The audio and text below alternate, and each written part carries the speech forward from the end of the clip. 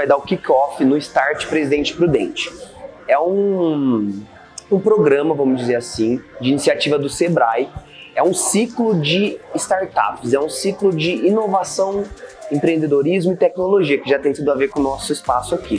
Então, nós temos vários parceiros, vários players da região, da cidade, que estão apoiando essa atividade, e o objetivo é incentivar o ecossistema de startups. Hoje vai ser dado o kick-off e vai ser explicado para os 17 empreendedores como que vai funcionar esse período de 3 meses.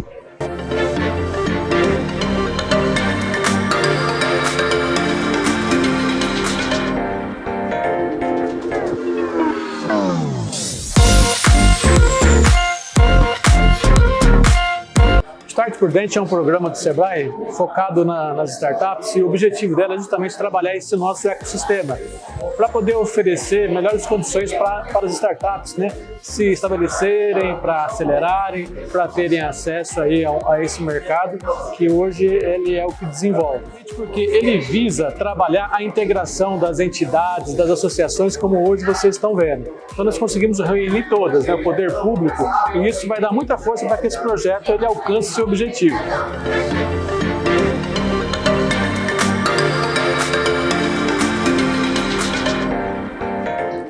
Bom, a nossa ideia de startup é proporcionar ergonomia para empresas em geral, porque o grande problema hoje é empresas que não se preocupam muito com a saúde do seu funcionário no ambiente de trabalho.